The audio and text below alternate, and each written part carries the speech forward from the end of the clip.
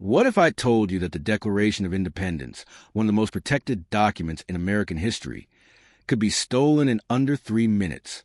What if the greatest treasure in history was hidden by America's founding fathers, and the only way to find it was to decode invisible maps, break into the most secure facilities on Earth, and risk everything for a dream everyone calls impossible?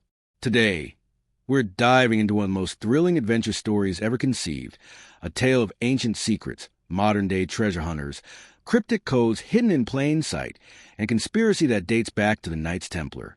This is a story where history becomes a puzzle, where every artifact tells a secret, and where one man's obsession becomes a race against time and enemies who will stop at nothing. Stay with me, because by the end of this episode, you'll understand why this story has captivated millions, and why the hunt for hidden treasures might not be as fictional as you think. Our story centers on Benjamin Franklin Gates, and yes, his middle name really is Franklin, as in Benjamin Franklin. Ben comes from a long line of treasure hunters, a family that has dedicated generations to pursuing a legend that most people dismiss as nothing more than a myth. When Ben was just a young boy, his grandfather John Adams Gates pulled him aside and told him the most incredible story he'd ever heard. It was a story about the greatest treasure in history, a treasure so vast, so unimaginably valuable, that it contained artifacts and riches from ancient civilizations around the world. The Egyptian pyramids, the Library of Alexandria, King Solomon's Temple, treasures that were thought to be lost to history. But here's where it gets interesting. According to the legend, this treasure was discovered by the Knights Templar during the Crusades. These warrior monks stumbled upon a hoard so enormous that they knew it could never be safe in Europe. So they made a decision that would echo through centuries. They would transport across the Atlantic to the New World, to a land that didn't yet exist as a nation. Fast forward to the American Revolution. The founding fathers, George Washington, Thomas Jefferson, Benjamin Franklin, these men weren't just creating a new nation. According to the Gates family legend, they were also the guardians of this ancient treasure. They took on the responsibility of hiding it somewhere in the newly formed United States, creating an elaborate series of clues that would lead to its location. But there was a catch. The treasure couldn't just be found by anyone. It had to be protected from those who would use it for selfish gain, from tyrants and thieves. So the clues were encrypted, hidden in the most important documents and artifacts of American history, waiting for someone worthy enough to decode them. For generations, the Gates family pursued this treasure. But with each passing decade, each failed attempt, their reputation crumbled. They became known as conspiracy theorists, crackpots, the family that chased fairy tales while the world moved on. Ben's own father, Patrick Gates, eventually gave up on the dream entirely, broken by years of disappointment and public ridicule. But Ben never stopped believing. Our story truly begins in the frozen wasteland of the Arctic Circle. Ben Gates, now an adult with degrees from MIT and Georgetown, has assembled a team for what he believes will be the breakthrough that changes everything. He's partnered with a wealthy benefactor named Ian Howe, along with a specialized crew, including tech expert Riley Poole, who will become Ben's closest friend and partner in the adventures to come.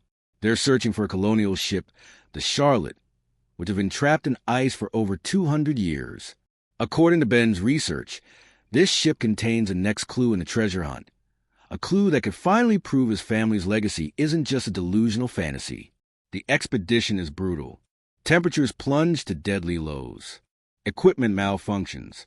But Ben's determination drives them forward, and finally they find it. The Charlotte, perfectly preserved in its icy tomb. Inside the ship, the team discovers something that makes Ben's heart race. A wooden pipe. But this isn't just any pipe.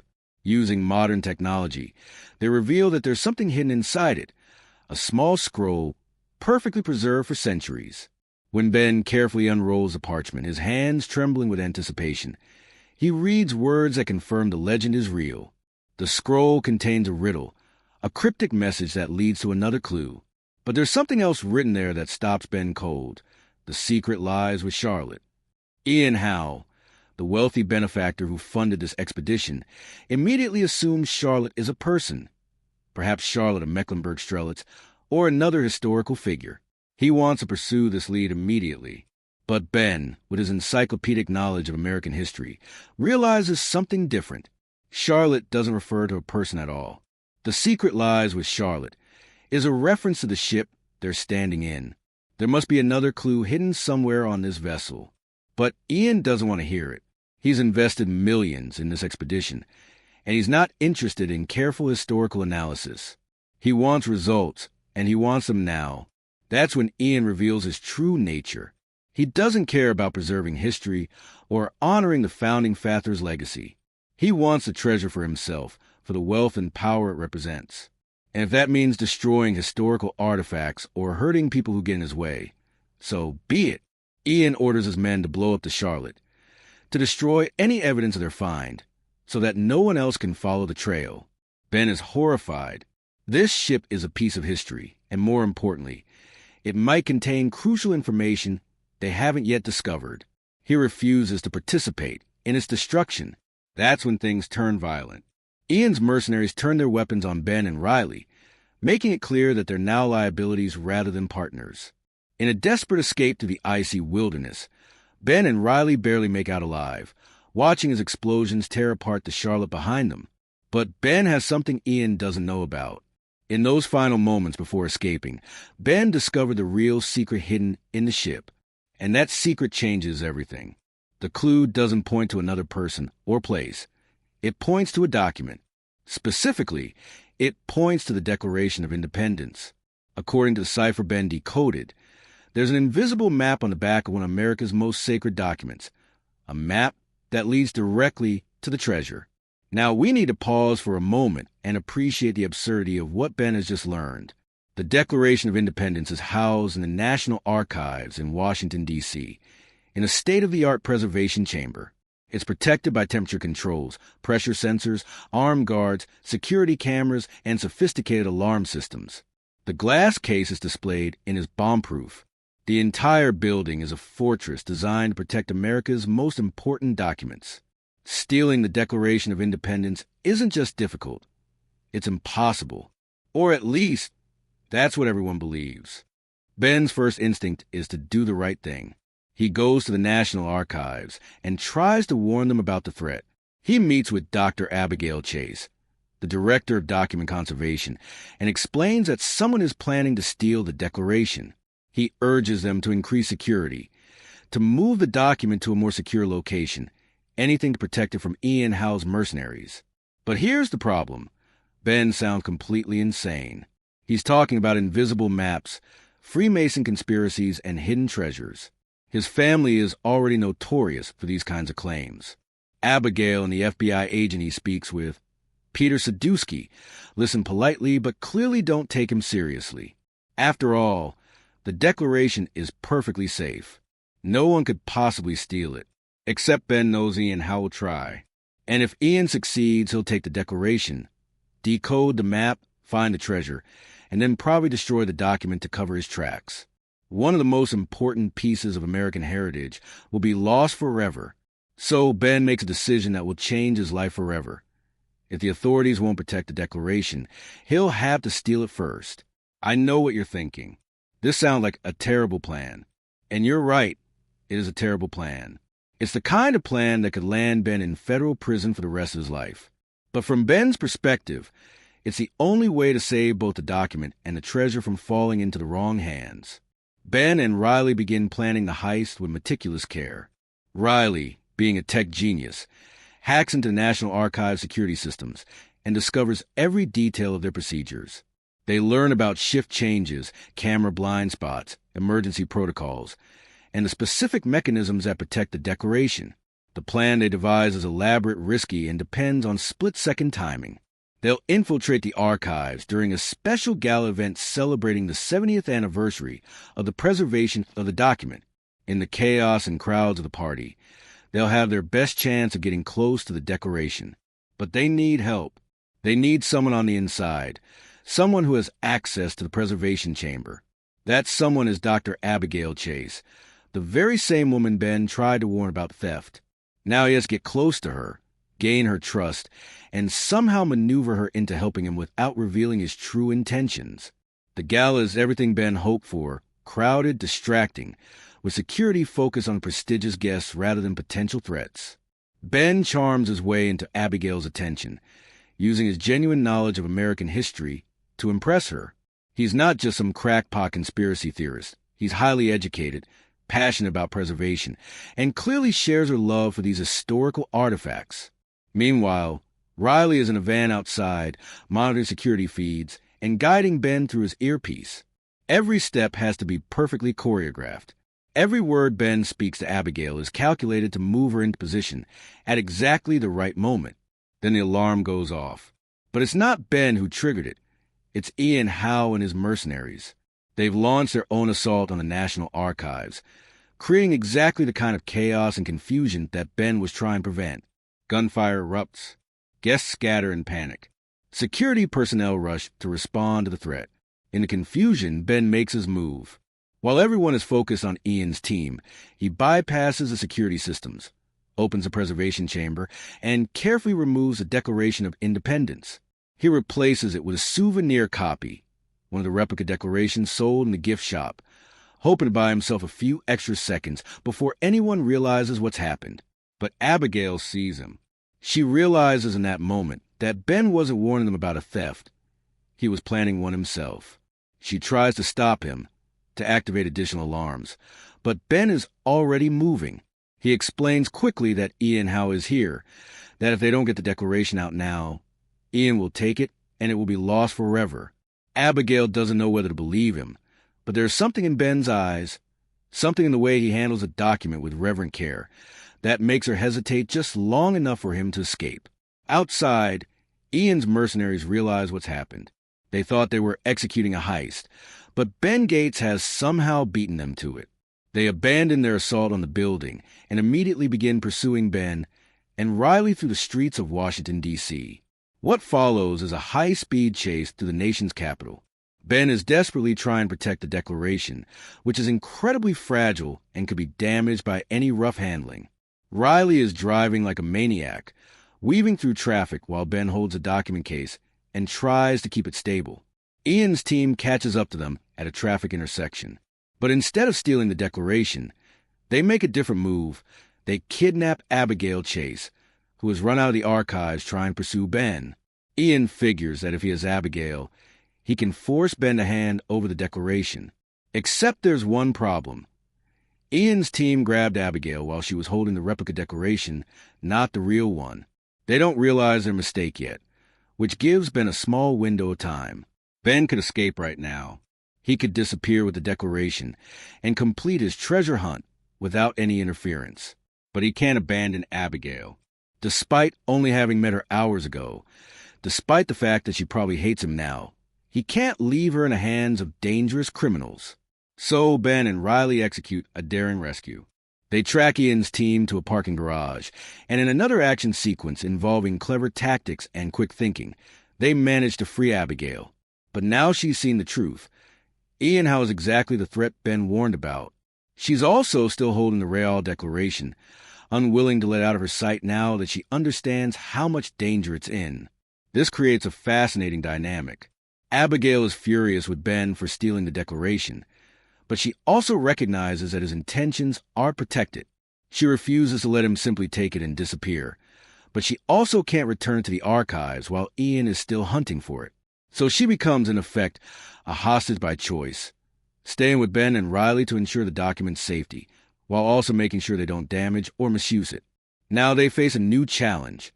They need somewhere safe to examine the Declaration and decode the hidden map. With both the FBI and Ian Howe's mercenaries searching for them, Ben makes a desperate decision. They'll hide at his father's house. Patrick Gates lives in a cluttered townhouse filled with historical artifacts and research materials from his own years of treasure hunting. When Ben shows up at the Declaration of Independence, his father's reaction is everything you'd expect. Shock, horror, and a firm belief that his son has completely lost his mind. Patrick gave up on the treasure hunt decades ago. He spent his retirement trying to forget the years he wasted chasing a myth, the embarrassment he endured from the academic community, the financial strain it put on his family. The last thing he wants is to be dragged back into this obsession. But then Ben carefully removes the Declaration from its case and begins explaining what he's discovered. Despite his reluctance, Patrick can't help but be drawn in. Years of expertise and knowledge come flooding back. He might have given up on the dream, but the scholar in him is still fascinated by historical puzzles. To reveal the invisible map, they need to apply specific techniques that were available in the 18th century. Ben knows from his research that the Founding Fathers used invisible inks that would only become visible under certain conditions. Using simple materials, lemon juice, heat sources, specialized optical equipment, they begin to examine every inch of the document, and then they see it. Under the right light and temperature, patterns begin to emerge on the back of the Declaration. Symbols, numbers, letters, all arranged in what appears to be a complex cipher. But it's not just random code. It's an Ottendorf cipher, a type of encryption that uses a key text to decode the message. The numbers in the cipher point to specific words in specific sources. But what's the key text? What document do they need to reference to decode these numbers? Riley, using his computer expertise and historical databases, begins searching through texts from the Revolutionary era. Ben and his father pore over their combined knowledge of the Founding Fathers' writings. Abigail contributes her understanding of document preservation and historical authentication methods. Hours pass. The team becomes more exhausted, more desperate. They know that every minute they spend here increases the risk of being discovered. The FBI has surely realized by now that the Declaration has been stolen. Security camera footage from the archives will have revealed Ben's face. His identity will be known. This house will be one of the first places they search. But they're so close. The pattern in the cipher is starting to make sense. Some of the numbers seem to reference latitude and longitude. Others point to specific historical events or locations. The Founding Fathers have created a puzzle that requires not just intelligence, but deep knowledge of American history. Then Ben has a breakthrough. The key text isn't just one document. It's a series of letters known as the Silence Dogood letters, written by Benjamin Franklin when he was a teenager. Using these letters as a reference, the cipher begins to unlock. The decoded message reveals coordinates and landmarks throughout Philadelphia and Boston, cities that were central to the founding of the United States. There are references to Independence Hall, the Old North Church, and other historical sites. But more importantly, there are mentions of architectural features, specific symbols carved into buildings, and hidden chambers that aren't recorded in any official historical records. The treasure hunt has evolved. It's no longer just about decoding a single map. It's about following a trail of clues that the Founding Fathers left throughout the birthplace of America, a breadcrumb trail designed to test not just the intelligence of whoever follows it, but their worthiness to find what lies at the end. Patrick, despite himself, is becoming invested again. He's seeing connections he never saw before, understanding nuances of the clues that eluded him in his younger years. Maybe his son isn't crazy after all. Maybe the Gates family legacy isn't a delusion, but their reunion is cut short. Sirens wail in the distance, growing closer. The FBI has traced them to this location. They have minutes, maybe less, before armed agents surround the house. Ben makes a decision. They have to keep moving, keep following the clues. They'll go to Philadelphia first, to Independence Hall, where the Declaration was originally signed. If their interpretation of the cipher is correct, there should be another clue hidden there. They carefully pack up the Declaration, ensuring it's properly protected. Then they slip out of the house just as FBI vehicles arrive on the street. Agent Sadusky leads the operation, convinced that Ben is either a criminal mastermind or desperately unhinged. Possibly both. Philadelphia in American history isn't just significant, it's foundational. This is where the Continental Congress met, where the Declaration of Independence was signed, where the Constitution was drafted. Every brick and stone in the historic district carries the weight of the nation's founding. Ben, Riley, Abigail, and now Patrick navigate the city under cover of darkness and in disguise. They can't risk being recognized. Security footage from the National Archives theft has been broadcast on every news channel. Ben's face is everywhere, labeled as a dangerous thief who has stolen one of America's most precious documents. The irony isn't lost on any of them.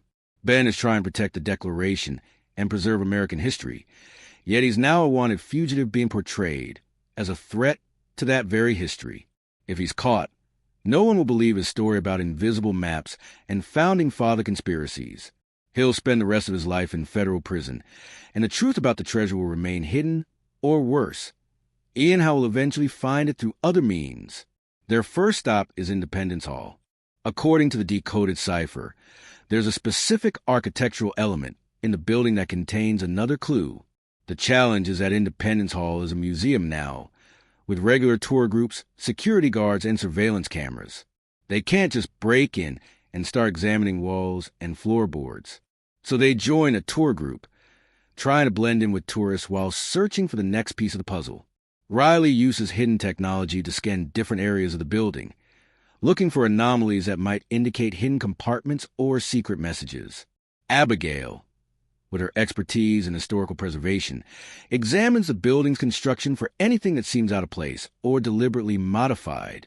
Ben is drawn to a specific area, a corner of the room where the Declaration was signed, near where Benjamin Franklin would have sat during the Continental Congress.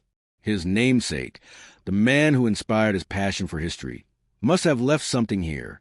Some sign, some symbol that only someone who truly understood Franklin's genius would recognize. Patrick, meanwhile, is examining architectural details with a practiced eye. Years of research have taught him to look for specific Masonic symbols, hidden in plain sight throughout historical buildings. The Freemasons were masters of encoding messages in architecture, using geometric patterns and symbolic imagery that appears decorative to the uninformed, but carries deep meaning to those who know how to read it. Then Patrick sees it, a small carving in the woodwork, easy to dismiss as decorative flourish, but actually a specific Masonic symbol. It's positioned at an angle that would only be visible from one particular spot in the room. Standing in that spot and looking along the angle the carving suggests, they notice something else, a faint discoloration in a nearby wall panel. They need to examine that panel more closely, but they can't do it with tourists and guards present. They wait until the tour group moves to another room, and then Riley creates a distraction, a false alarm that draws the security guards away from this area for just a few moments. In those precious seconds, Ben examines the panel. It's not solid wood, it's a facade, covering a small hollow space.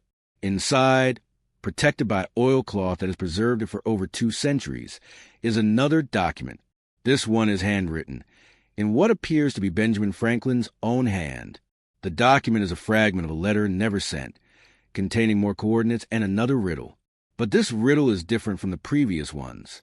It requires knowledge not just of American history, but colonial science, cryptography methods used in the 1700s, and symbolic language that would have been understood by the Founding Fathers, but is largely forgotten today. Ben photographs the document quickly. They can't risk taking it without triggering even more serious charges. Then they carefully replace it exactly as they found it, just as the guards return to their posts. The team slips out of Independence Hall undetected, but their adrenaline is pumping. They're making progress, following a trail that has been cold for over 200 years. But Ian Howe is also making progress. His team has been monitoring law enforcement communications, and they've narrowed down Ben's location to Philadelphia. Ian is intelligent enough to guess where Ben might be headed next. If the trail leads through Philadelphia's historical sites, then Ian can predict the likely locations and set traps accordingly. The chase is becoming a 3-way race. Ben's team trying to follow the clues, Ian's mercenaries trying to intercept them and steal the Declaration, and the FBI trying to arrest everyone involved and recover the stolen document.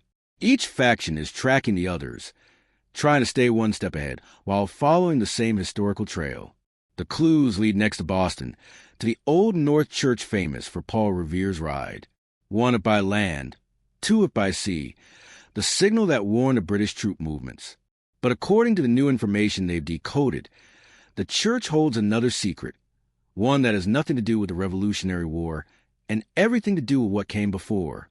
The Old North Church is the oldest surviving church building in Boston, completed in 1723. Its architecture is a blend of colonial American and European styles, with a bell tower that served as the perfect location for signal lanterns. But the Founding Fathers chose this location for the next clue for reasons beyond its historical significance. The decoded message from Philadelphia contained references to specific architectural measurements: the height of the bell tower, the number of steps to the top, the angle of certain structural beams. These weren't just random numbers. They formed another mathematical cipher that pointed to a specific location within the church. Ben's team arrives in Boston as the sun is setting. The city is on high alert now, with news of the Declaration theft dominating headlines. There are reports that the FBI is closing in, that the thieves might still be in the Philadelphia area. This misdirection buys them a little time, but not much. The Old North Church isn't as heavily secured as Independence Hall, but it's still a public building with regular visitors and staff. Once again, they need to blend in, appearing to be tourists while conducting their investigation. The challenge is that what they need to examine is in the bell tower, an area that isn't always open to public access.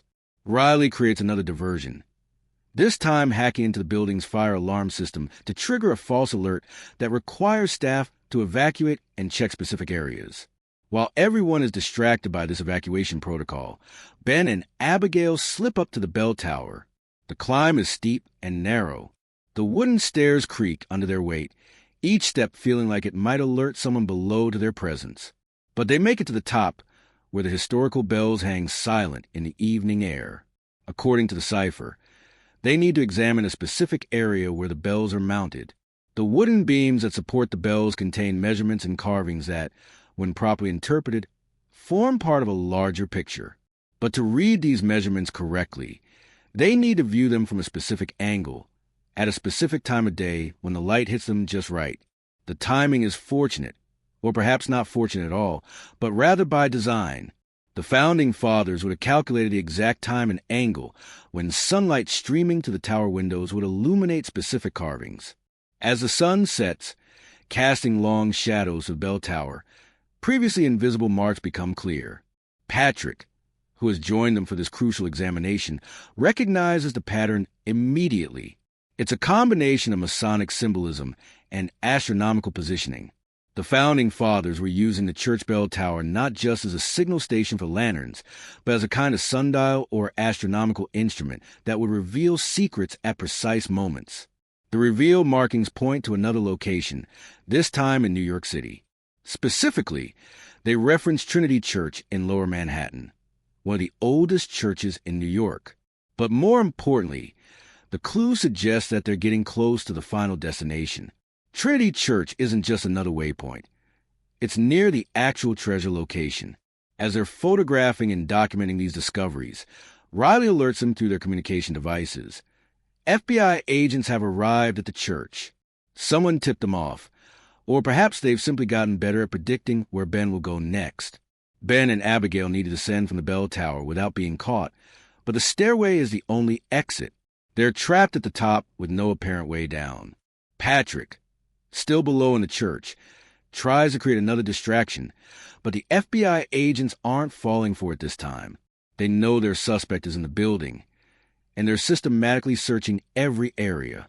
This is where Riley's tech expertise becomes crucial.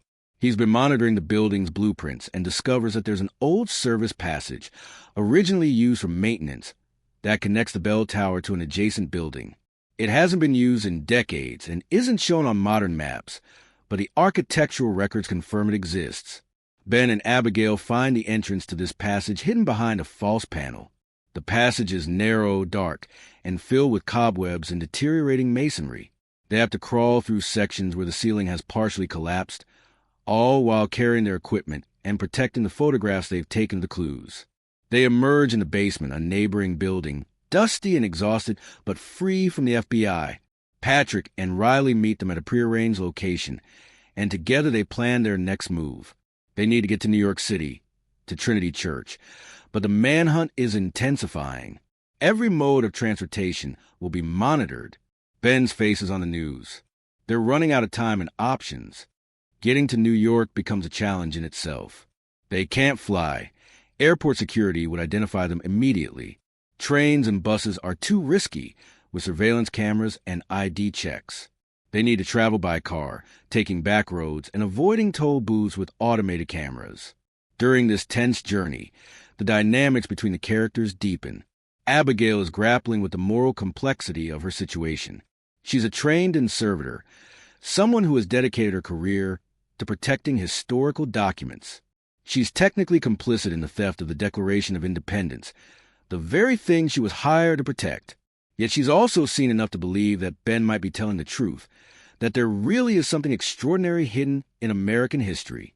Patrick is reconnecting with the passion that drove him for so many years. He's remembering why he fell in love with history, why he believed in the treasure hunt before disappointment and ridicule wore him down. He's seeing his son with new eyes, not as someone repeating his mistakes, but as someone who might actually succeed where he failed. Riley provides comic relief with his observations and complaints, but he's also proving to be invaluable. His ability to hack systems, forge documents, and navigate digital surveillance is what keeps them one step ahead of both the FBI and Ian Howe. Without Riley, this entire endeavor would have collapsed days ago. And Ben himself is transforming under pressure. He started this journey as a somewhat naive academic who believed that stealing the Declaration was the only way to protect it. Now he's becoming something else, a strategic thinker who has to consider every angle, anticipate every move the pursuers might make, and bear the weight of knowing that one mistake could cost him everything. They arrive in New York City in the early morning hours, just as the city is waking up. Lower Manhattan, where Trinity Church is located, is one of the most surveilled areas in America, especially post 9/11. The church itself sits in the shadow of modern skyscrapers, a small colonial structure dwarfed by the financial district that has grown around it. Trinity Church has a famous graveyard where several founding fathers are buried, including Alexander Hamilton. The church has been rebuilt multiple times over the centuries, with the current structure dating to the mid-1800s. But elements of the original church remain, including foundation stones and crypts that date back to the late 1600s. According to the clues they've decoded, there's a specific tomb in the graveyard that contains the final piece of the puzzle. Not a tomb of anyone famous, but rather an unmarked vault that was constructed by the Freemasons under the guise of being a utility structure. But here's the problem. Ian Howe has figured out the trail. His team is already at Trinity Church, searching the graveyard, examining tombs. If Ben and his team approach openly, they'll walk right into Ian's trap. They need a different strategy. Instead of confronting Ian directly, they decide to wait and watch. If Ian is searching the graveyard, he might actually find the next clue for them. They can let him do the dangerous work of discovery, then intercept the information before he can use it. It's a risky plan, but their options are limited. They set up surveillance positions around the church, using Riley's equipment to monitor Ian's activities. They watch as Ian's mercenaries use ground-penetrating radar and other tools to scan beneath the graveyard, looking for anomalies that might indicate hidden chambers. Hours pass. The FBI arrives as well, having traced both Ben's team and Ian's movements to this location. Now all three factions are converging on Trinity Church. None of them want to make the first move and reveal their positions. It's a tense standoff, with each side waiting for the others to act first. Then Agent Sadusky does something unexpected. Instead of simply arresting everyone, he approaches Ben's position and requests a parley.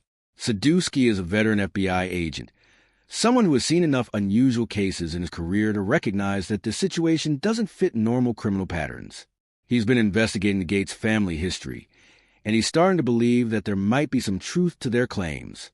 Sadusky doesn't fully believe in the treasure. He's too pragmatic for that. But he believes that Ben believes, and he's seen enough evidence of historical mysteries to know that stranger things have been discovered. More importantly, he recognizes that Ian Howe is a genuine threat, someone who will destroy historical artifacts and hurt people to get what he wants. So Sadusky makes Ben an offer: work together, let the FBI provide protection and legal cover, while Ben follows the clues to their conclusion. In exchange, any treasure that's found will be turned over to the U.S. government for preservation and study, and Ben will face reduced charges for the theft of the Declaration. Ben is skeptical. He's learned not to trust authority figures who have dismissed his family's research for generations. But he also recognizes that they're running out of options. Ian has more resources, more manpower. The only way to protect both the treasure and themselves is to accept help, even from an unlikely source. Before Ben can make a decision, Ian's team makes their move. They found something, a hidden entrance beneath one of the tombs, concealed by centuries of weathering and ground shift. Ian's mercenaries begin excavating, removing stones and dirt to reveal what looks like a carved stone door. Everyone converges at once. Ben's team, the FBI, and Ian's mercenaries all rush toward the discovery. Chaos erupts as different factions clash. Ian grabs a declaration, or what he thinks is a declaration, from one of his men who has intercepted Ben's equipment. But in the confusion, it's unclear who actually has the real document and who has one of the replicas that have been used as decoys throughout this chase. In the midst of this chaos, Ben sees his chance. While everyone is fighting over documents and trying to capture or evade each other, he slips through the opening that Ian's team has uncovered. He descends into darkness, into a passage that hasn't been entered in over 2 centuries, following the trail to its final destination. The passage beneath Trinity Church is cold, damp, and utterly dark. Ben is using a flashlight to navigate, watching his footing on stone steps that are slick with moisture and age. The walls are close, sometimes so narrow he has to turn sideways to squeeze through. There's a sense of deep time here, of walking through a space that was deliberately hidden from history. The passage goes deeper than Ben expected. He's descending far below the level of modern basements, into geological strata that predate European settlement of Manhattan. How the Founding Fathers managed to construct this without leaving any record is a testament to their commitment to secrecy.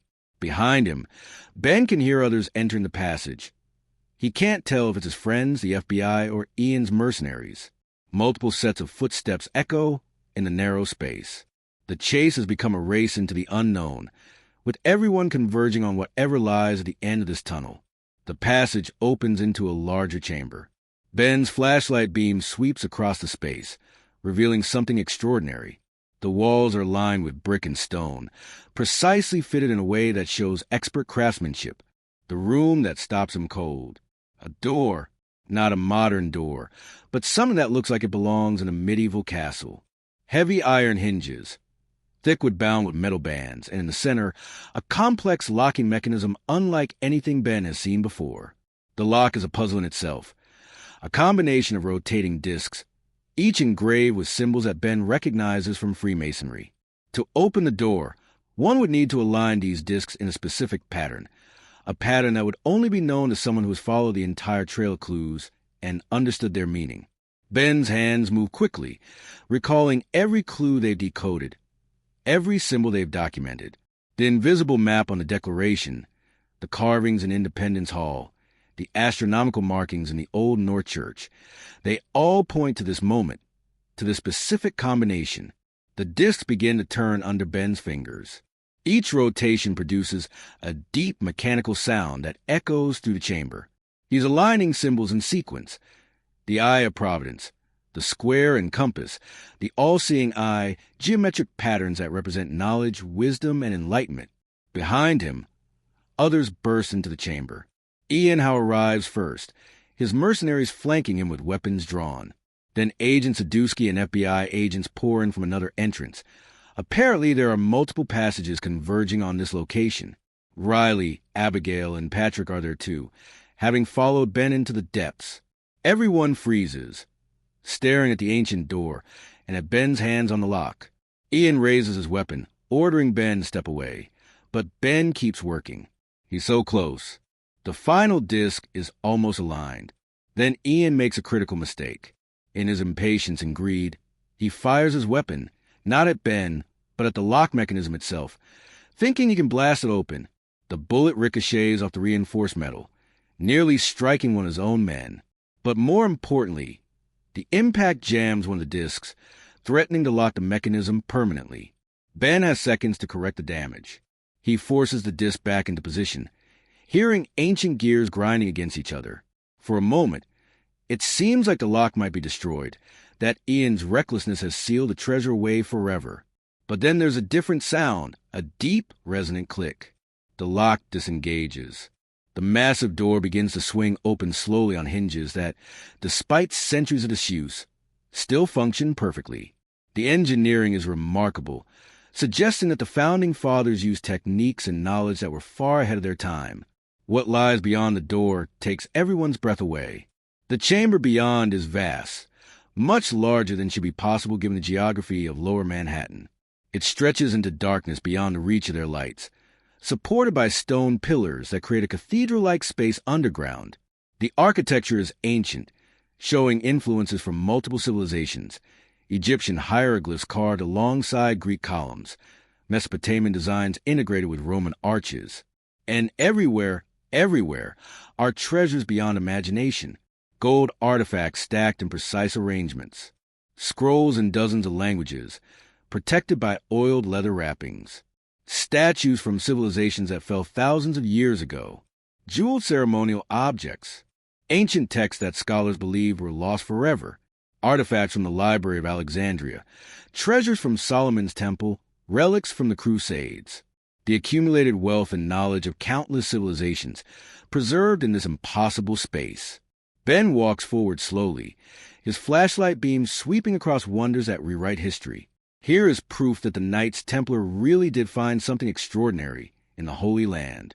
Here is evidence that the Founding Fathers were guardians of knowledge that predates the United States by millennia. Patrick is weeping openly.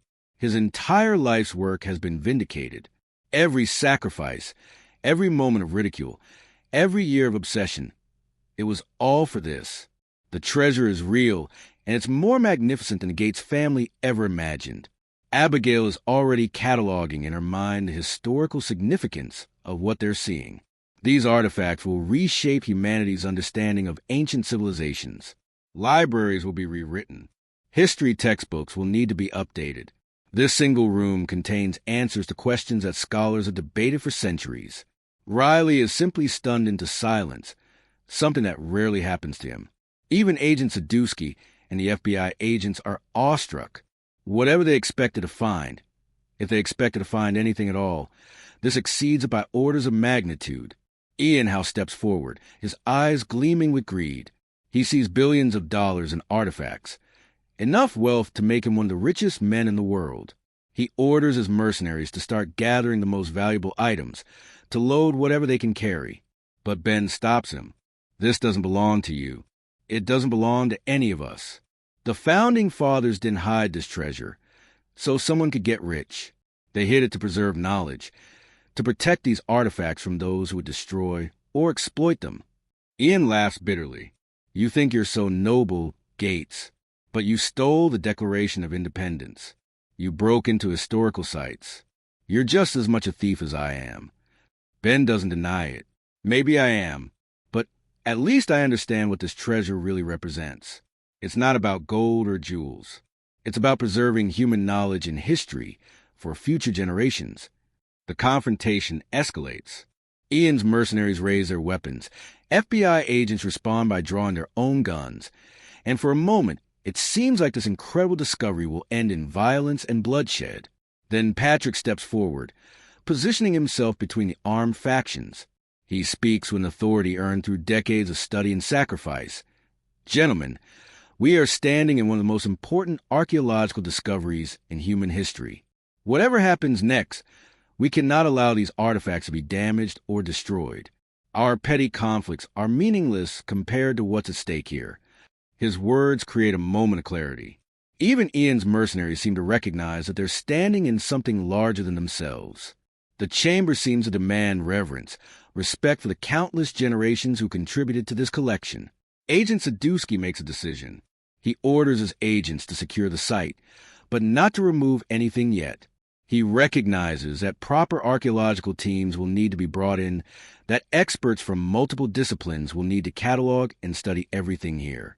This isn't a law enforcement matter anymore. It's a matter of global historical significance. But there's still the question of what to do with Ben and his team. They did steal the Declaration of Independence, regardless of their noble intentions. They broke numerous laws and evaded federal authorities. There should be consequences. Sadusky proposes a solution. Ben and his team will cooperate fully with the investigation and preservation of the treasure. They'll provide all their research, all the clues they decoded, everything that led them to this discovery. In exchange, they'll receive immunity from prosecution, recognition for their discovery, and a place in the team that will study and preserve these artifacts. It's not exactly justice, but it's pragmatic. Ben has proven that he understands these historical mysteries better than anyone. His knowledge will be invaluable in properly cataloging and protecting the treasure. As for Ian Howe and his mercenaries, they're arrested on multiple charges: attempted theft, assault, conspiracy, and destruction of historical artifacts. Unlike Ben, Ian never cared about preservation or history. He was motivated purely by greed, which makes his crimes inexcusable. In the weeks and months that follow the discovery, the treasure beneath Trinity Church becomes a carefully managed revelation to the world. The U.S. government can't simply announce that they found a massive underground chamber filled with ancient artifacts without causing international incidents and raising questions about how the Founding Fathers acquired these treasures in the first place. Instead, the discovery is presented as an ongoing archaeological investigation. Carefully selected academics and experts are brought in to examine the artifacts. International laws regarding cultural heritage and artifact ownership have to be navigated. Some items will be returned to countries of origin, others will be studied collaboratively, and many will remain in the United States as part of the National Archives collection. Ben becomes an unlikely celebrity. He's no longer the crazy conspiracy theorist from a family of treasure hunters. He's the man who proved that sometimes the craziest sounding theories turn out to be true. Academic institutions that once mocked the Gates family are now offering Ben prestigious positions. Museums want him to consult on their collections. But Ben isn't interested in fame or fortune. He's found his true calling, working with Abigail at the National Archives, helping to properly preserve and study the artifacts from the treasure. The Declaration of Independence, which survived this adventure remarkably well, has been returned to its rightful place. Ben visits it sometimes, thinking about the invisible map that started this entire journey. Riley has used his technological expertise to develop new methods for studying historical documents without damaging them. His software can now detect invisible inks and hidden messages in artifacts from around the world. He's become wealthy from licensing his technology to museums and universities, finally getting the recognition his genius deserves. Patrick has published a comprehensive account of the Gates family's generations-long search for the treasure. His work is now considered a definitive text on American historical mysteries and Freemasonry's role in the founding of the United States. He's vindicated, respected, and most importantly, at peace with his life's work. Abigail and Ben's partnership has evolved into something more personal. Working together daily, sharing a passion for historical preservation, they've developed a relationship built on mutual respect and shared experiences. She's forgiven him for stealing the Declaration, understanding now that his actions, however illegal, came from a genuine desire to protect history. Agent Sadusky has become something of a friend. He admits that this case changed his perspective on what's possible, that it taught him to listen more carefully to people who sound crazy but might actually know something important. He's developed a specialty in investigating cases involving historical mysteries and artifact theft, becoming the FBI's go-to expert on these unusual matters. As for the treasure itself, it's estimated that properly studying and cataloging everything in the chamber will take decades. New discoveries are made regularly. Ancient texts that provide insights into lost civilizations, artifacts that challenge existing historical narratives, knowledge that was thought to be lost forever. The story of how the Founding Fathers came to possess this treasure remains somewhat mysterious. The prevailing theory is that the Knights Templar, after discovering these artifacts during the Crusades, spent centuries gradually moving them to safety. When the New World offered an opportunity for a fresh start, free from the religious and political conflict of Europe, they saw a chance to create a nation whose very foundation could protect this knowledge. The Founding Fathers, many of whom were Freemasons, took on this responsibility. They encoded the location of the treasure in the foundational documents of the United States, creating a puzzle that would test both the intelligence and the character of whoever eventually solved it. They wanted to ensure that only someone truly dedicated to preserving history, rather than exploiting it for personal gain, would be able to find the treasure.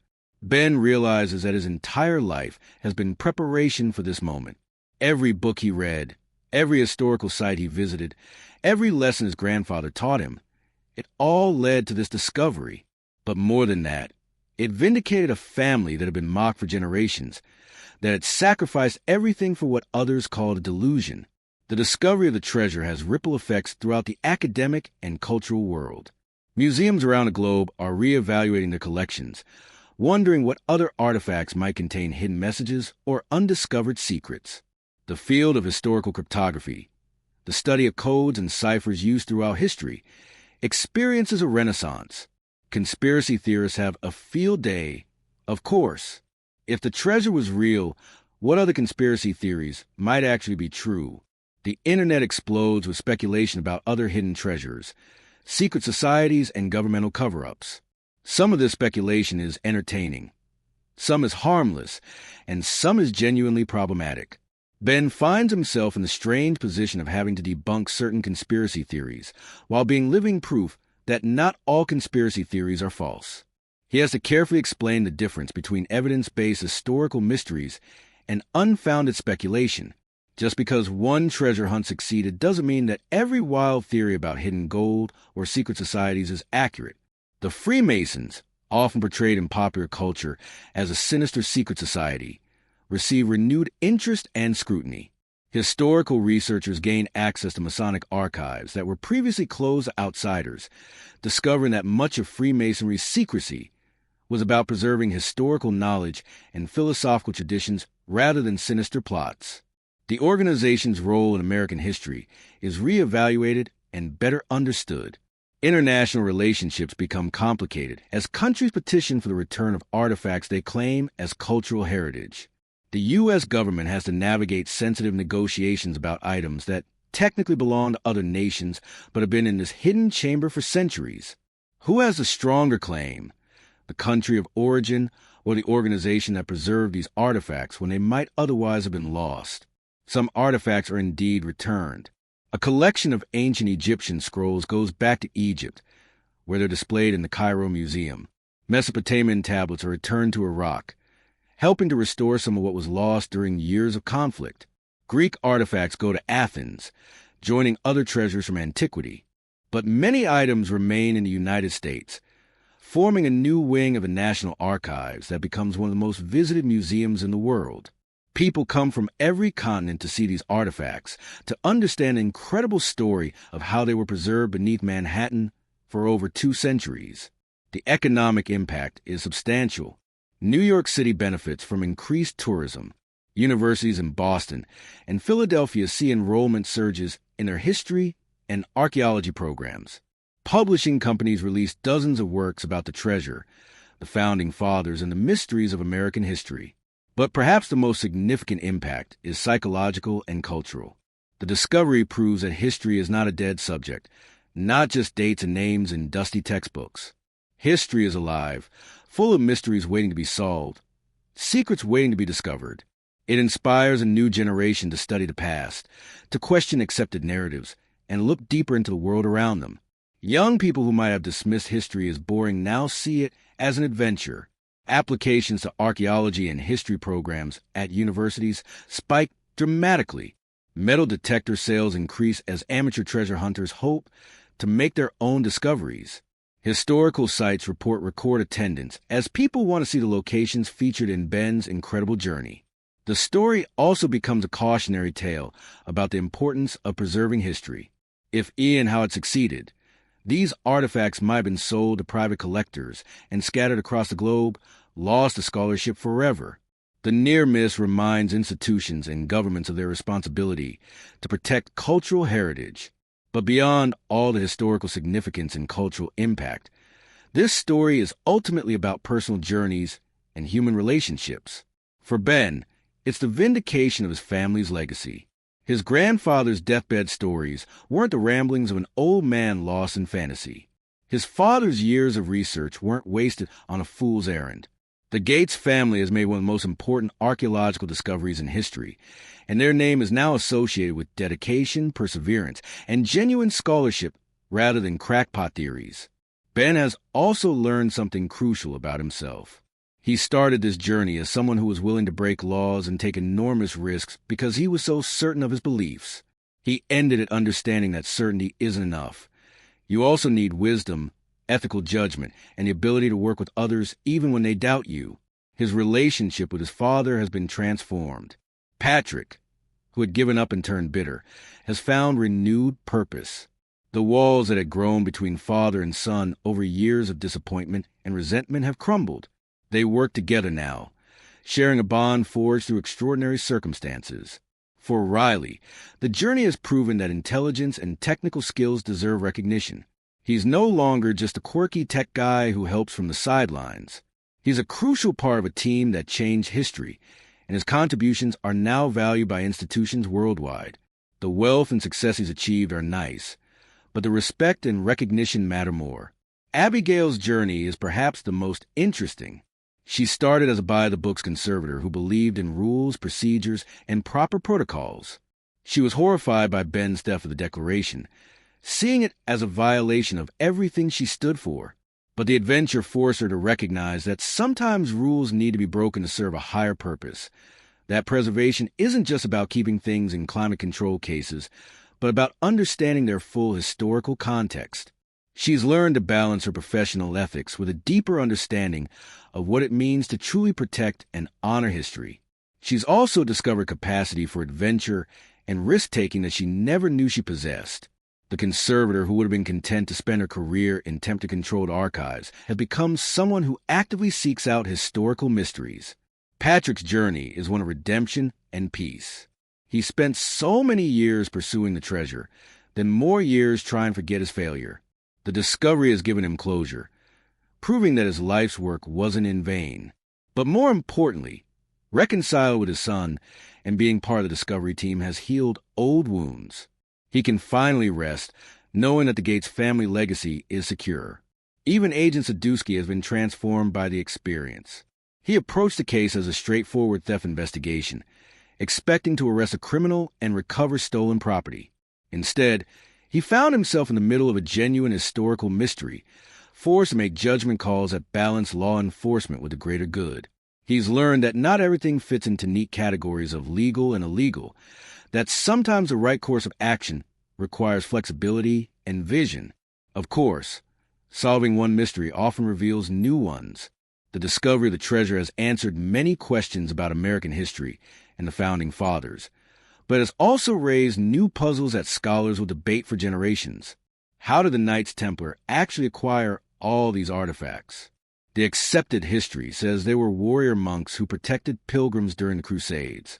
But the scope and diversity of the treasure suggests they were also conducting sophisticated archaeological excavations throughout the Holy Land, discovering and preserving treasures that might otherwise have been destroyed during religious conflicts.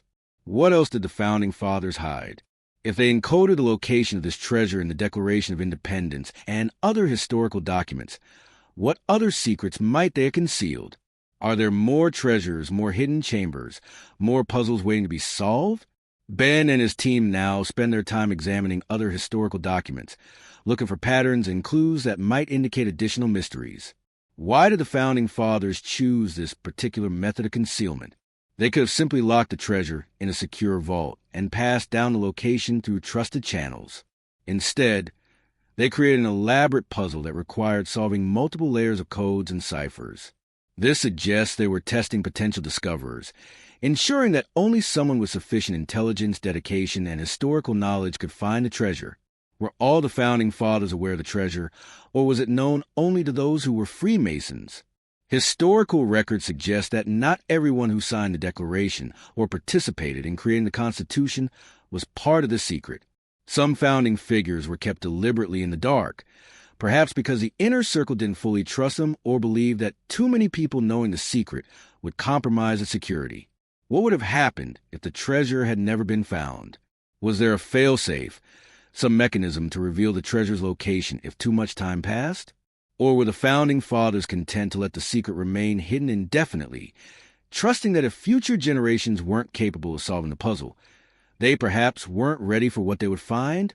These unanswered questions keep researchers busy. New theories emerge constantly. Some scholars believe there are other treasures hidden throughout the United States, each protected by similar puzzles. Others think the treasure Ben found is just one piece of a larger global network of hidden knowledge, with similar chambers existing in other countries founded around the same time period. Ben himself is cautious about encouraging too much speculation.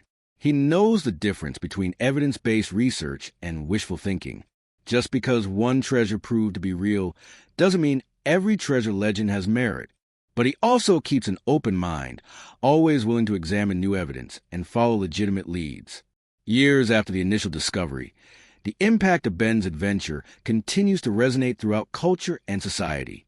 A new generation has grown up with the story, inspired by the idea that dedication and knowledge can lead to extraordinary discoveries. Schools have incorporated the story into their curricula, using it to teach not just history, but also critical thinking, problem-solving, and ethical decision-making. Students debate whether Ben's theft of the Declaration was justified, learning about moral philosophy and situational ethics. They decode simplified versions of the ciphers Ben solved, learning about cryptography and historical codes. The treasure has become a symbol of America's commitment to preserving global cultural heritage. The transparent and collaborative way the U.S. government has handled the artifacts, returning many to their countries of origin and sharing research freely with international scholars, has improved America's reputation on the world stage. New technologies have been developed specifically to study the artifacts. Non-invasive scanning techniques, advanced chemical analysis methods, and AI-powered translation software have all emerged from a need to understand these ancient treasures without damaging them.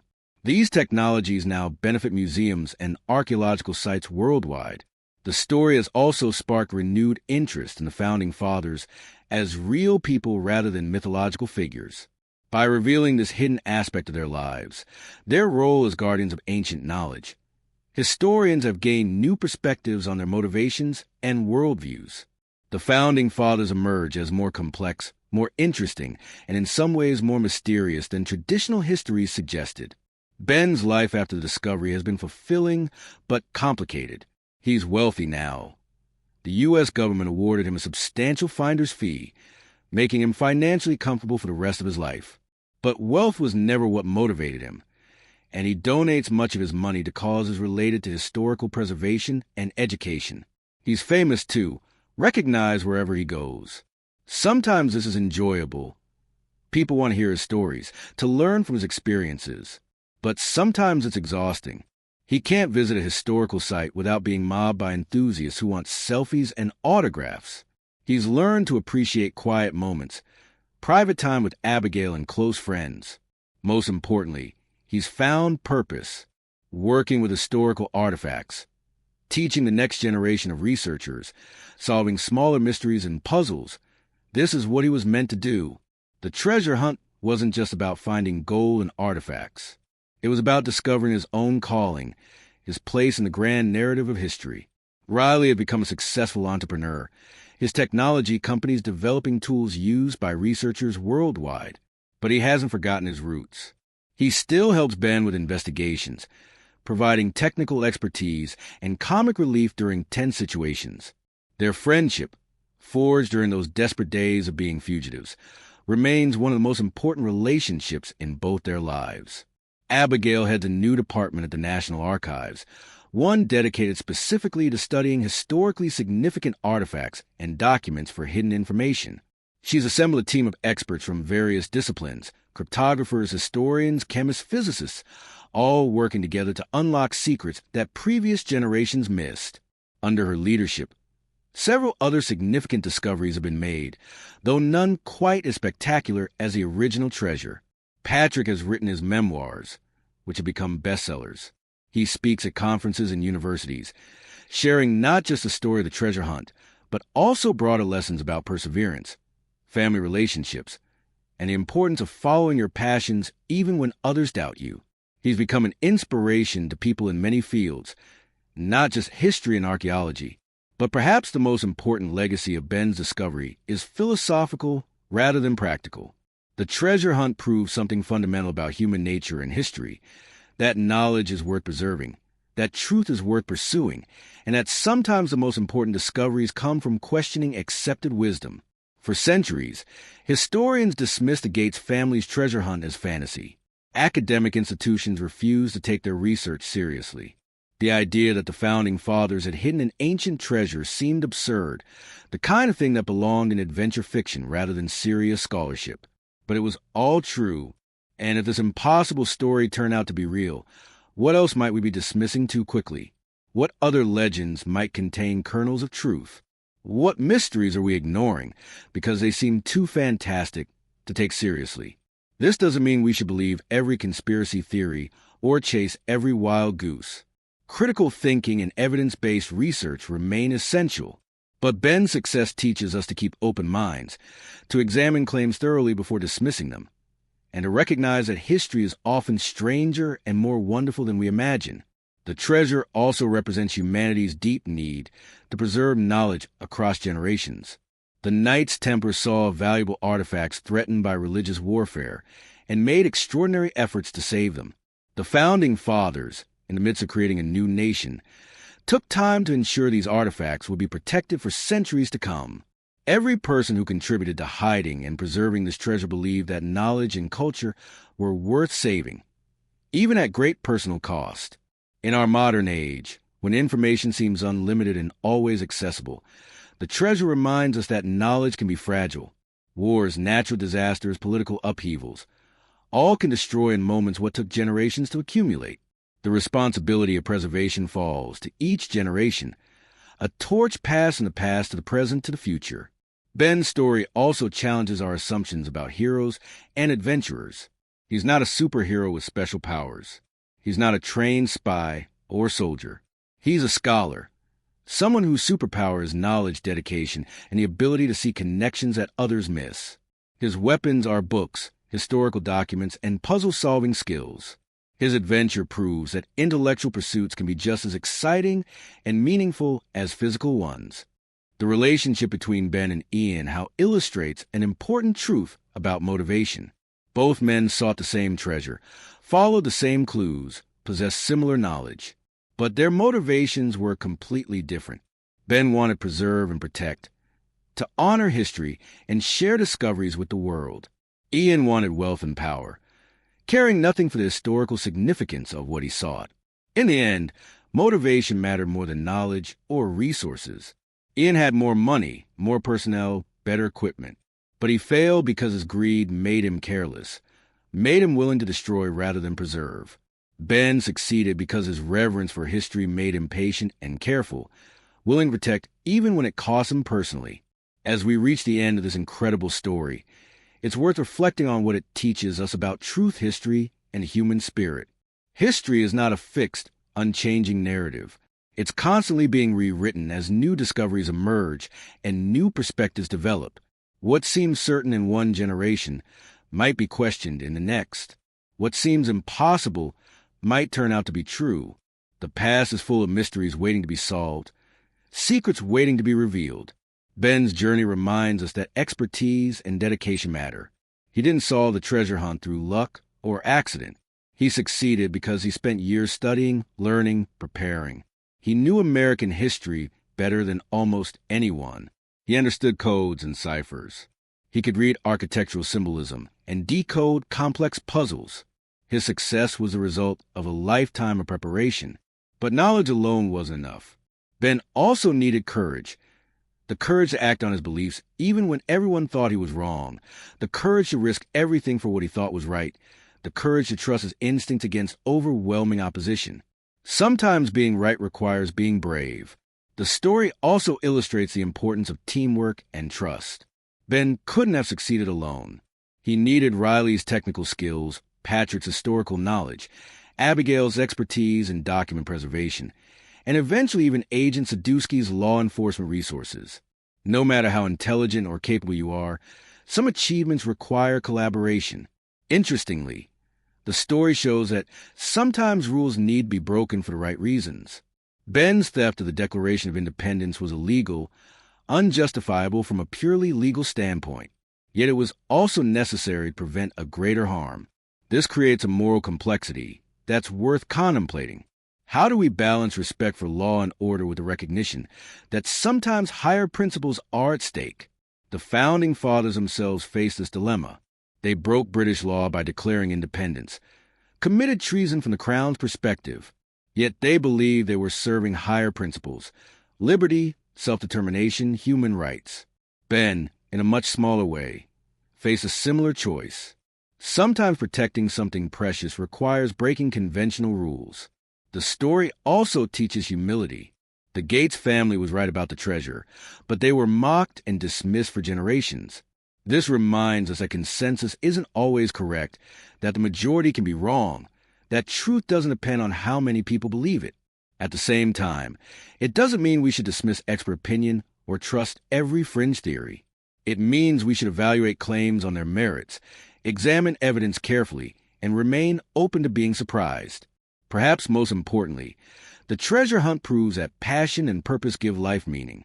Ben could have lived a conventional, comfortable life as an academic. Instead, he pursued an impossible dream and achieved something extraordinary. His years of struggle, ridicule, and doubt were vindicated by one magnificent discovery. His life has meaning and impact beyond what he could have achieved through conventional success. There's one final element to this story that deserves mention: the question of whether there are more treasures still waiting to be found. After the initial discovery, Ben and his team have investigated numerous other historical sites and documents, looking for similar patterns and clues. They found a few minor discoveries: hidden rooms in historical buildings, forgotten caches of documents, encrypted messages that revealed interesting historical details. But nothing on the scale of the original treasure. This has led to speculation. Was the treasure beneath Trinity Church the only one? Or did the founding fathers hide multiple treasures in different locations, each protected by similar elaborate puzzles?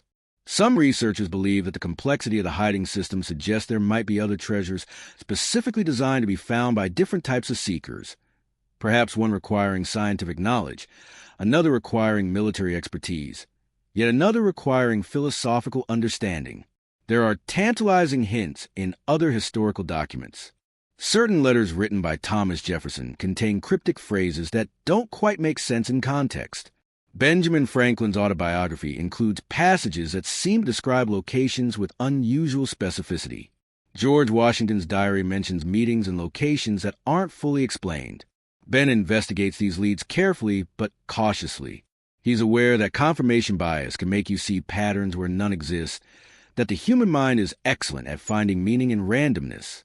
Just because he succeeded once doesn't mean every historical mystery has a treasure at the end. But he remains open to possibilities. History has proven to be stranger than anyone imagined. The treasure that everyone dismissed as fantasy turned out to be real and magnificent. What else might be waiting in the shadows of history? Hidden in plain sight, waiting for someone with the right combination of knowledge, courage, and insight to discover it. Some nights, Ben looks at historical documents and sees patterns, hints, possibilities. He follows leads that don't pan out. He decodes messages that turn out to be nothing more than period-appropriate language. But occasionally, very occasionally, he finds something that makes his heart race, that suggests there might be more mysteries still waiting. Whether there are more treasures or not, Ben has found something perhaps even more valuable: a life of purpose, meaningful work, and the satisfaction of knowing that he proved his family's legacy and contributed something lasting to human knowledge. The search continues, but he's already found what matters most. So, what can we take away from this extraordinary story? What lessons does it offer beyond the excitement of the adventure itself? First, never dismiss dreams too quickly. The Gates family pursued a legend for generations while the world mocked them. They were proven right. This doesn't mean every dream or belief is valid, but it means we should evaluate claims on our evidence and logic rather than dismissing them simply because they seem unlikely. Second, knowledge is power. Ben's success came from years of study and preparation. He knew history, codes, architecture, and symbolism. His education wasn't wasted. It was the foundation of his greatest achievement. In an age when quick results are prized, this reminds us that deep expertise takes time and dedication. Third, motivation matters as much as ability.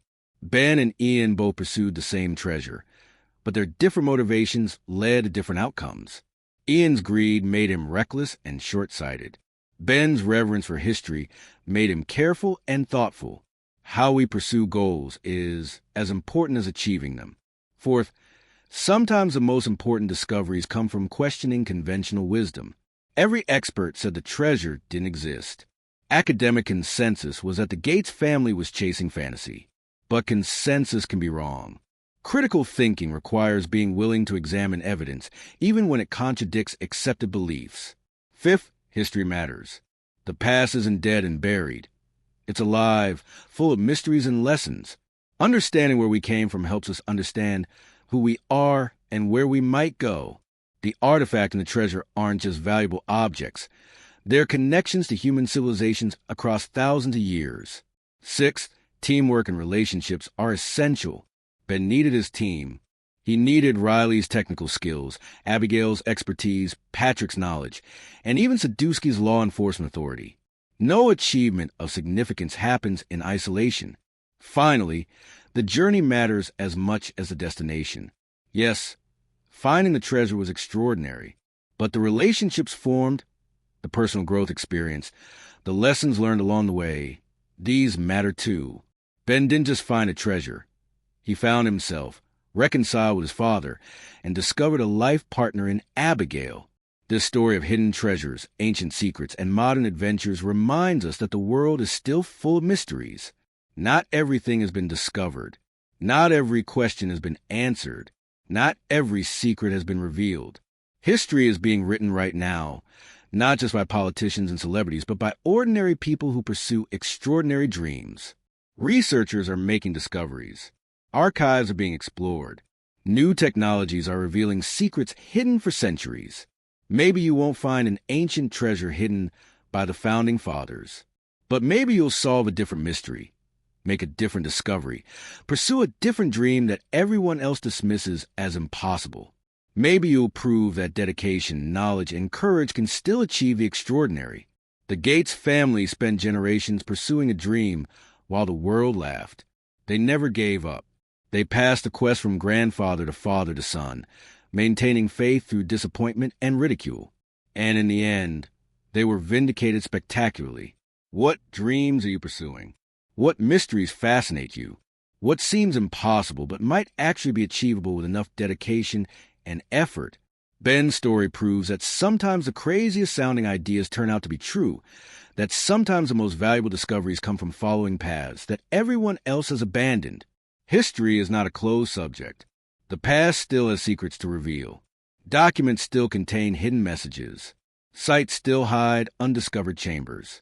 The adventure doesn't end just because one treasure has been found.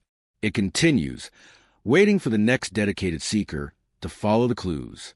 And who knows, maybe you'll be the one to make the next great discovery. Maybe your name will join Ben Gates in the history of those who solved impossible puzzles and revealed hidden truths. The clues are out there, waiting in plain sight, encrypted in the artifacts and documents all around us. All it takes is knowledge, courage, dedication, and the willingness to pursue truth even when everyone else thinks you're chasing fantasy. All it takes is a spirit of adventure that drove Ben Gates to risk everything for what he believed in. The treasure has been found, but the adventure continues.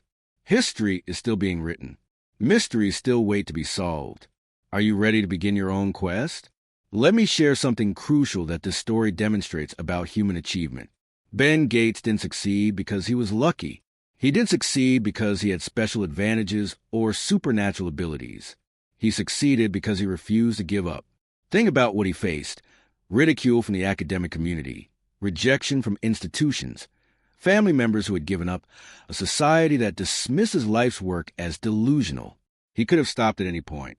He could have chosen a comfortable career as a professor, teaching conventional history, and living a safe, predictable life. But something drove him forward. Maybe it was his grandfather's stories, told by a dying man who believed with his last breath that the treasure was real. Maybe it was seeing the disappointment in his father's eyes and wanting to prove that their family wasn't crazy. Maybe it was simply the human need to know truth, to solve mysteries, to achieve something meaningful. Whatever the source of his motivation, Ben demonstrates what psychologists call grit, the combination of passion and perseverance toward long-term goals. It's not about being the smartest person in the room. It's about being willing to keep working when others quit, to keep learning when others think they know enough, to keep believing when others lose faith. The Gates family pursued this treasure for 7 generations. 7 generations of disappointment, of dead ends, of clues that went nowhere. Most families would have given up after 1 generation. The fact that they kept going passing the quest from father to son like an Olympic torch, speaks to something profound about human determination. This kind of persistence is rare in our modern world. We're conditioned to expect quick results, instant gratification. If something doesn't work immediately, we move on to the next thing. But the most meaningful achievements often require years or even decades of dedicated effort. Ben spent his entire adult life preparing for his moment. He earned degrees from prestigious universities. He learned languages, both modern and ancient. He studied cryptography, architecture, history, and philosophy. He developed expertise in areas that most people would consider esoteric or useless. And then, when his moment came, all that preparation mattered. When he saw the clues in the Declaration of Independence, he could interpret them because he'd spent years studying colonial-era ciphers. When he examined the architecture of Independence Hall, he recognized Masonic symbols because he'd made it his business to understand them. When he decoded the final puzzle, he could do so because he had the comprehensive knowledge base required. This teaches us something important about expertise. In an age of Google and Wikipedia, where information is always available, there's a temptation to think that deep knowledge doesn't matter anymore. Why memorize anything when you can look it up? Why develop expertise when you can crowdsource answers? But Ben's success shows why expertise still matters. When you're under pressure, when decisions need to be made quickly, when you're in situations where you can't simply look up answers, that's when years of study and preparation pay off. Deep knowledge creates intuitions, allows you to see patterns that others miss, enables you to make connections that aren't obvious. Let's address something uncomfortable. Ben's methods weren't always ethical. He stole the Declaration of Independence, one of America's most sacred documents. He broke into historical sites. He evaded law enforcement. He lied to people, manipulated situations, and put a priceless artifact at risk. Does the end justify the means? Is it acceptable to break laws if your intentions are noble? These are difficult questions without easy answers.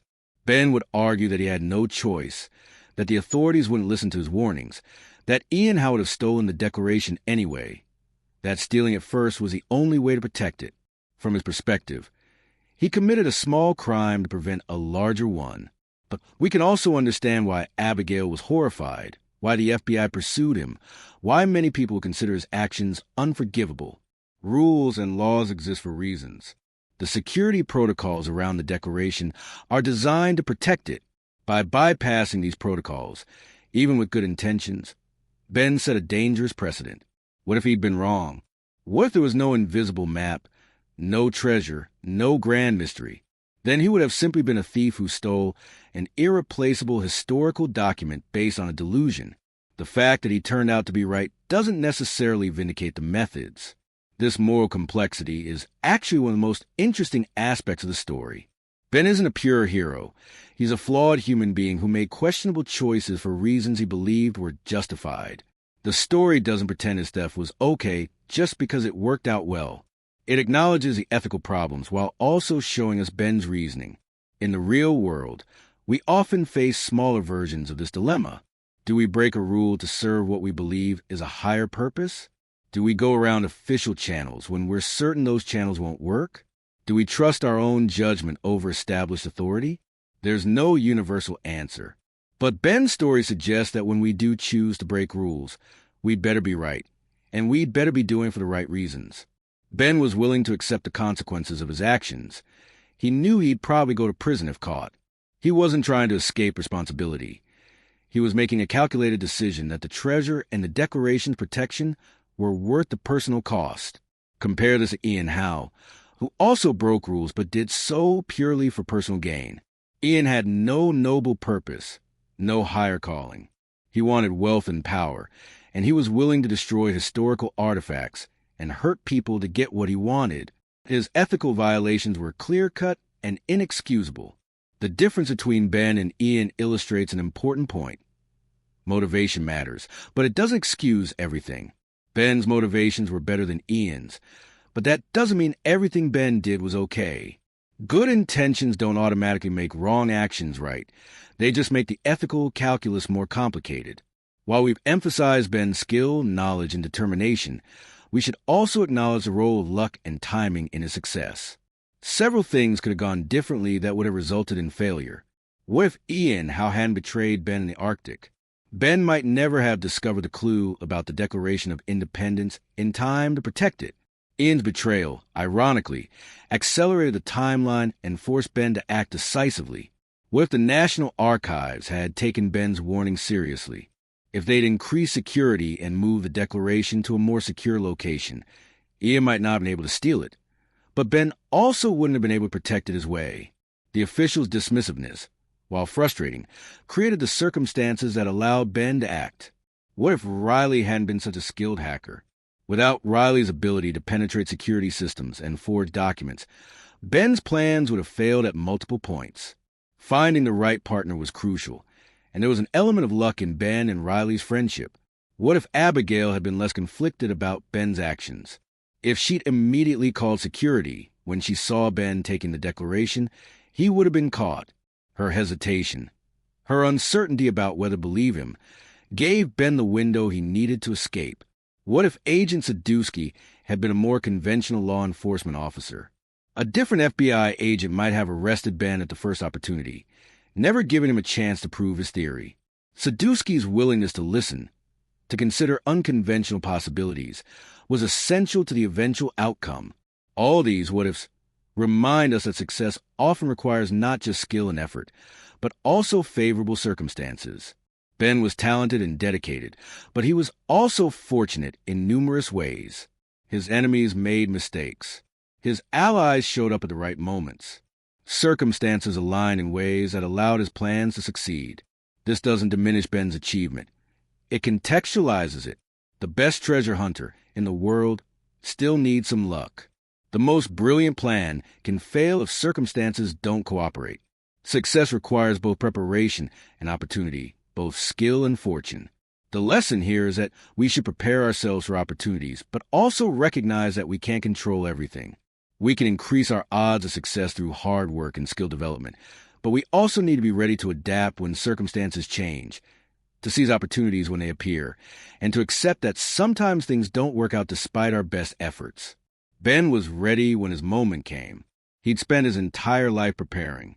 When the combination of circumstances finally aligned, when all the factors came together, he was able to capitalize on the opportunity. But if he hadn't been prepared, all the luck in the world wouldn't have mattered. One of the most moving aspects of this story is the family legacy angle. The Gates family's treasure hunt wasn't just one person's obsession. It was a multi-generational quest that defined their identity and relationships. Ben's grandfather, John Adams Gates, passed a legend to young Ben on his deathbed. That moment shaped Ben's entire life.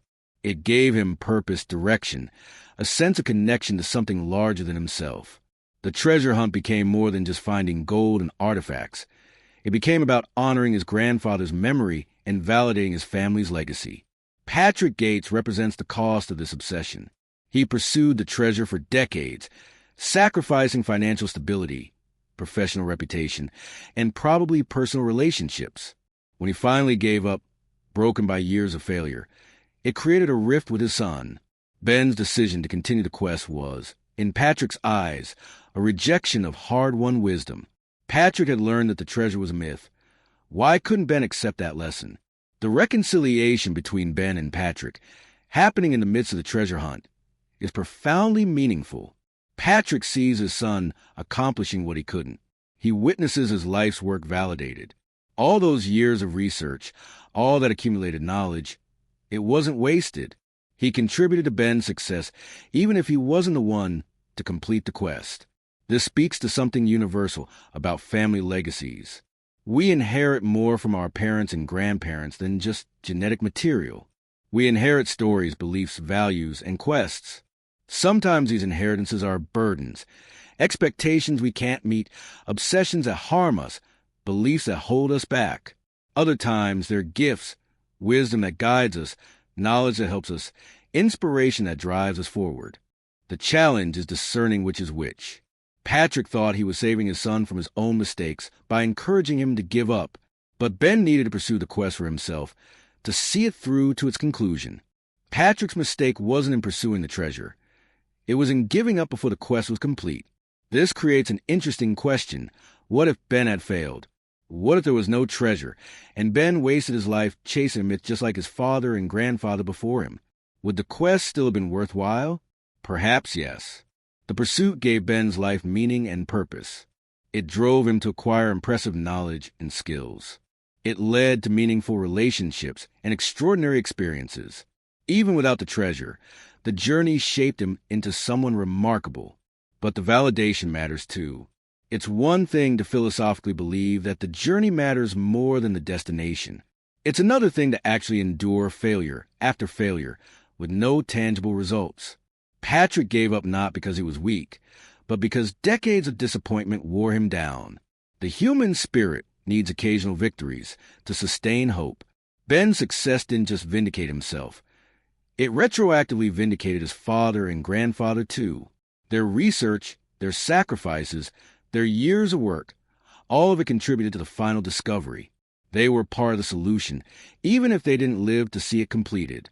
Abigail Chase's character arc is particularly interesting because she undergoes the most dramatic transformation. She starts as someone who represents institutional authority, proper protocols, and conservative preservation practices. She's the person who believes in rules, who thinks that following established procedures is the best way to protect historical artifacts. Then Ben Gates storms into her life, literally steals a document she's sworn to protect, and drags her into an adventure that violates everything she's been trained to believe about proper historical preservation. Initially, she's horrified and furious. From her perspective, Ben is a criminal who has endangered one of America's most precious documents. Even if his intentions are good, his methods are reckless and irresponsible. The Declaration of Independence belongs in a climate control case in the National Archives, not being carried around by fugitives who are being chased by both mercenaries and the FBI. But gradually, she begins to see things differently. She witnesses Ben's genuine reverence for historical artifacts, his deep knowledge of American history, his careful handling of the Declaration despite difficult circumstances. She realizes that he's not a simple thief. He's someone who cares as much about preservation as she does, just with a different approach. More importantly, she discovers that the official systems she believed in have limitations. The National Archives dismissed Ben's warnings. The FBI initially treated him as a criminal rather than investigating his claims. The established institutions, despite their good intentions, weren't prepared to handle an unprecedented situation like Ian Howe's threat. Abigail learns that sometimes rules and procedures, while generally valuable, can be insufficient for extraordinary circumstances. Sometimes protecting what matters requires flexibility, creativity, and a willingness to operate outside normal parameters. Her transformation isn't about abandoning her principles. She never stops caring about proper preservation and protection of artifacts. Rather, she learns to balance those principles with a broader understanding of what protection really means. Keeping a document safe in a case doesn't matter if the document gets stolen by someone who will destroy it. Sometimes protecting something requires taking risks. By the end of the story, Abigail has become someone who can work within institutional frameworks while also understanding their limitations. She brings Ben's creativity and unconventional thinking into the National Archives, creating a department that looks for hidden information in historical documents. She's still committed to preservation, but now she approaches it with a more adventurous spirit. Her relationship with Ben represents a synthesis of his adventurous approach and her institutional expertise. Together, they're more effective than either could be alone. He brings knowledge and intuition. She brings technical skills and resources. He's willing to take risks. She ensures those risks are calculated and controlled. This partnership illustrates an important principle. Different perspectives and approaches, when combined respectfully, create better outcomes than any single approach alone. The maverick needs the institution. The institution needs the maverick. Ben without Abigail might have damaged the Declaration in his enthusiasm. Abigail without Ben might never have discovered what the Declaration was hiding. You might be wondering, what does this story, set in a world of historical mysteries and ancient treasures, have to do with modern life? How is it relevant to people living in the digital age, dealing with contemporary challenges? The answer is that the core themes, persistence, knowledge, ethical complexity, family legacy, the pursuit of truth, are timeless.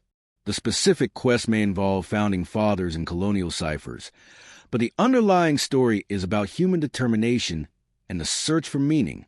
In our current era, we face different challenges but similar patterns. We have access to more information than ever before, yet truth seems more elusive. We can instantly look up facts, but we struggle to verify what's real and what's misinformation. We're connected to billions of people through technology, yet many feel isolated and without purpose. Ben's story offers lessons for navigating modern complexity. First, it reminds us that deep expertise matters. In a world of shallow engagement and quick takes, someone who truly knows their subject deeply has advantages. Ben didn't just Google information about the founding fathers. He spent decades studying their lives, writings, and historical context. This depth of knowledge allowed him to see connections that others missed. Second, it shows the importance of questioning official narratives without descending into conspiracy theory nonsense. Ben questioned whether the treasure was really just a myth, but he did so with evidence, careful research, and logical reasoning. He wasn't believing crazy theories. He was following historical clues that others had dismissed too quickly. This balance is crucial in modern life. We should be skeptical of official statements and mainstream narratives, willing to examine evidence and think critically. But we shouldn't replace one unthinking acceptance with another, trading trust in institutions for trust in conspiracy theories. Real critical thinking requires evaluating evidence carefully, regardless of whether it confirms or contradicts our assumptions. Third, the story illustrates the value of meaningful work and purpose. Ben wasn't pursuing the treasure just for wealth or fame. He was driven by a desire to prove his family's legacy, to uncover historical truth, to protect valuable artifacts. His work had meaning beyond personal gain. In modern society, many people struggle to find this kind of purpose. We work jobs that feel meaningless, pursue goals that society tells us matter, but that leave us unfulfilled. Ben's example reminds us that the most satisfying pursuits are often those connected to something larger than ourselves, whether that's family legacy, historical truth, artistic creation, scientific discovery, or helping others. Fourth, the story demonstrates how technology and traditional knowledge can work together. Riley's modern hacking skills were essential, but so was Ben's old-fashioned scholarship. Neither approach alone would have succeeded.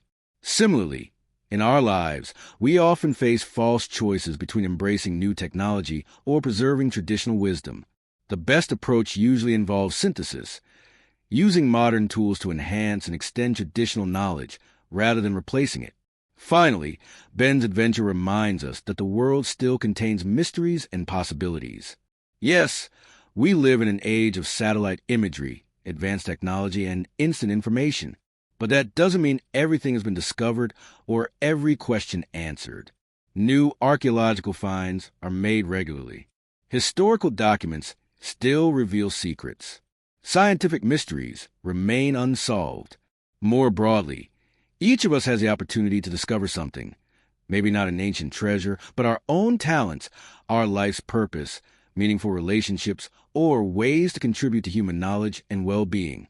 The spirit of adventure and discovery that drove Ben Gates doesn't require hunting for gold.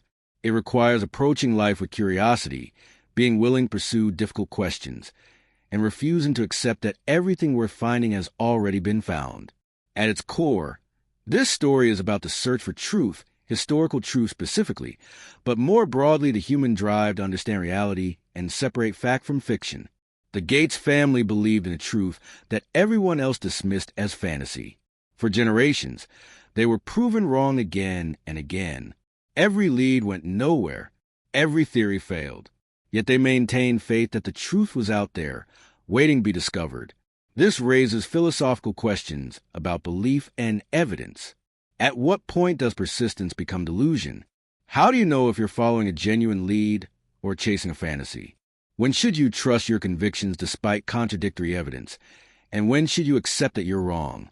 Ben's vindication doesn't answer these questions conclusively.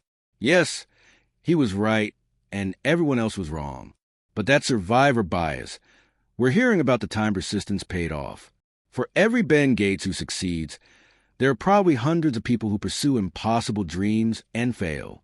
We don't make podcasts about them. The difference, perhaps, is in the quality of evidence and reasoning. Ben wasn't just stubbornly believing despite evidence. He was following actual historical clues, decoding real ciphers, examining physical artifacts. His quest was grounded in evidence, even if the conclusions seemed fantastic. This suggests a principle. Believe extraordinary things only with extraordinary evidence. Be willing to question consensus, but base your questions on solid reasoning and verifiable facts. Don't dismiss unusual ideas automatically, but don't believe them without cause either. In modern discourse, we often see two problematic extremes. One extreme trusts authority and consensus uncritically, dismissing any challenge to mainstream views. The other extreme rejects authority and consensus automatically, embracing conspiracy theories and pseudoscience. Ben represents a middle path, respectful skepticism. He respected historical scholarship while also recognizing its limitations. He trusted evidence while being willing to interpret it in unconventional ways. He questioned official narratives but did so with research and logic rather than paranoia. This balanced approach to truth-seeking is valuable for navigating our complex world. We should be skeptical of claims, but evidence-based in our skepticism. We should question authority, but with reason rather than reflex. We should be open to unconventional ideas, but demand that they be supported by facts. The treasure hunt also illustrates how truth can be hidden in plain sight. The invisible map was on the Declaration of Independence all along, visited by millions of people, examined by countless scholars. Yet no one saw it because they weren't looking in the right way, with the right tools, with the right context. How much truth are we missing because we're not asking the right questions? How many solutions to problems are obvious once you have the right perspective but invisible from conventional viewpoints? The Declaration didn't change. Ben's approach to examining it changed. This suggests that finding truth often requires not just gathering information, but asking better questions and looking from different angles. The answers may be right in front of us, waiting for someone to see them clearly. So we come to the end of our journey through this remarkable story. We've explored ancient treasures and modern technology, family legacies and personal transformations, historical mysteries and ethical dilemmas. We've seen how one person's determination can vindicate generations of family dreams and rewrite our understanding of history. But this isn't just Ben's story. It's a template for how to approach life itself. The same principles that led Ben to the treasure can guide any pursuit. Deep knowledge matters. Persistence pays off. Motivation shapes outcomes. Teamwork enhances individual capability. And sometimes truth requires looking beyond conventional wisdom. You may never decode an invisible map or discover hidden chambers full of ancient artifacts. But you face your own challenges, your own mysteries, your own quests. Maybe you're trying to solve a professional problem that seems impossible. Maybe you're pursuing creative work that others dismiss as impractical. Maybe you're investigating questions that mainstream thought has already answered to its own satisfaction. Whatever your quest, Ben's story offers inspiration and guidance. Develop deep expertise in your field. Be willing to persist when others quit. Make sure your motivations are worthy of your efforts. Build teams with people whose skills complement yours. Question consensus respectfully, but don't assume you're always right either. Balance bold action with careful thought. Most importantly, remember that the pursuit itself has value beyond the destination. Ben didn't just find a treasure. He developed relationships, gained experiences, grew as a person, and lived a life full of meaning and adventure. Even if he'd never found the treasure, his journey would have been worthwhile because of who he became along the way. Your treasure might not be gold and ancient artifacts. It might be a scientific breakthrough, a creative masterpiece, a successful business, a healed relationship, a cause worth fighting for, or simply a life well lived according to your values. Whatever it is, the principles of seeking it remain the same. The world still needs people like Ben Gates, people who pursue truth despite skepticism, who preserve knowledge despite challenges, who believe in possibilities despite cynicism. Not naive optimists who ignore evidence, but thoughtful seekers who balance hope with critical thinking. History isn't finished being written. Mysteries remain unsolved. Treasures, literal and metaphorical, still wait to be discovered. The adventure continues, and there's a place in it for anyone willing to learn deeply, Think carefully, act courageously, and persist determinedly. The question isn't whether there are quests worth pursuing. The question is whether you're ready to pursue yours. As we close this exploration, consider one final thought. What would your treasure hunt look like? If you spend decades pursuing a single goal, what would it be? What knowledge would you need to acquire? What obstacles would you need to overcome? What would success look like? And what would make the journey worthwhile, even if you never reach your destination? These aren't idle questions. How we answer them shapes how we live our lives. Ben Gates dedicated himself to proving his family's legacy and uncovering historical truth.